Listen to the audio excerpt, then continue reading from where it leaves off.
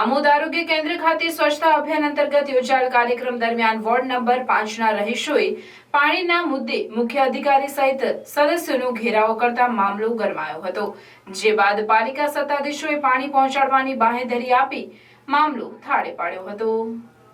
આમોદ નગરપાલિકા દ્વારા આમોદ સામૂહિક આરોગ્ય કેન્દ્ર ખાતે નિર્મળ ગુજરાત સ્વચ્છતા પખવાડિયા અંતર્ગત સ્વચ્છતા અભિયાનનો કાર્યક્રમ રાખવામાં આવ્યો હતો, જેમાં આમોદ નગરપાલિકાના સફાઈ કામદારો તેમજ પાલિકા પ્રમુખ, ભાજપના ચૂંટાયેલા સદસ્યો ઉપરાંત પાલિકાના કર્મચારી સહિત મુખ્ય અધિકારી પણ હાજર રહ્યા હતા। કાર્યક્રમની શરૂઆત કરતા પહેલા જ વોર્ડ નંબર 5ની મહિલાઓ સહિત સ્થાનિક સદસ્યોએ તેમના પોતાના વિસ્તારમાં છેલ્લા 3 દિવસથી પાણી નહીં મળતું હોવાની રજૂઆત કરી પાલિકાના સદસ્યો સહિત મુખ્ય અધિકારીઓનો ઘેરાવો કર્યો હતો। જો કે રહીશોની ઉગ્ર રજૂઆતને પગલે પાલિકા સત્તાધીશોએ પાણી પહોંચાડવાની બાંહેધરી આપી ત્યારે સ્થાનિક મહિલાઓને ગુસ્સો ઓછો થયો હતો। બીજી બાજુ પાલિકા સદસ્યોએ કાર્યક્રમ અંતર્ગત ચોખ્ખા ચટાક રોડ ઉપર ઝાડુ લઈને સફાઈ કરી હતી। આમોદ પાલિકા શાસકોનો પાણીના મુદ્દે ઘેરાવ કર્યા બાદ સફાઈ કામદારો દ્વારા આમોદ આરોગ્ય કેન્દ્ર ખાતે સફાઈ કરાઈ હતી, ત્યારે પાલિકાના ભાજપના સદસ્યોએ હાથમાં ઝાડુ લઈને જાણે ફોટો સેશન કરાવતા હોય તેમ સફાઈ કરી હતી અને 5 જ મિનિટમાં કાર્યક્રમ પૂરો કર્યો હતો। શું નામ તમારું? ઇરફાન પ્રવીણ શ્રીરાણા। શું થયું હતું આજે? આજે અમારે છેલ્લા 5 દિવસથી વોર્ડ નંબર 5માં ગરાસિયાવાડ, દરબારી ટેકરો, લાલબાપુની દરગાહ પાસે અમારા ઇલાકામાં પાણી જ આજે 5 દિવસથી આવતું નથી। વારંવાર મૌખિક તથા લેખિત રજૂઆતો કરેલી છે અમે ને કોઈ જ નિરાકરણ આવ્યું નથી।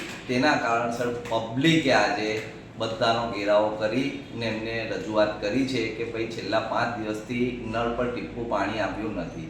હવે એ લોકોએ મોટરનો કંઈ પ્રોબ્લેમ છે, તે મોટરનો પ્રોબ્લેમ આજે 5 દિવસથી સોલ્વ નથી થયો। હવે આજે અમને બાંહેધરી આપેલી છે કે ભાઈ આજે અમે પાણી ચાલુ કરીશું।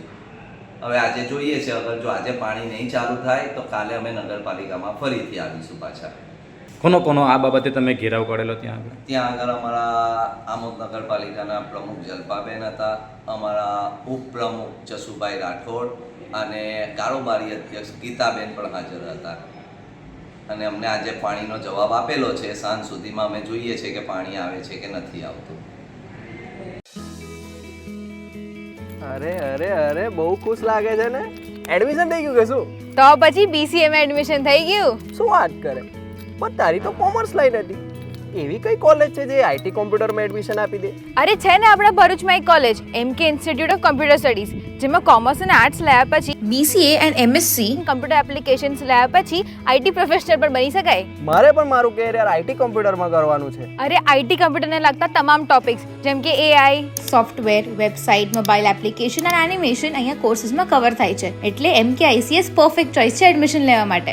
MK ICS 23 વર્ષથી પ્રખ્યાત અને ભરૂચની પ્રથમ અને number 1 BCA college managed by Sri Sat Vidya Mandal and affiliated by Veer Narmad Dakshin Gujarat university સાથે તમને મળશે best facilities, best study programme, computer lab, library, multimedia classrooms, hostel અને हाँ जॉब प्लेसमेंट तो खरुच। यहाँ पर स्पोर्ट्स कॉम्प्लेक्स फैसिलिटी अवेलेबल है, जैसे कि cricket, badminton, basketball, volleyball and table tennis. ત્યાં આવી છે MK ICS? MK ICS Bharuch railway station and બોલો બસ સ્ટોપથી વોકિંગ ડિસ્ટન્સ પર આવે છે। MK institute of computer studies, BCA college, SVM college campus, old national highway number 8 Bharuch.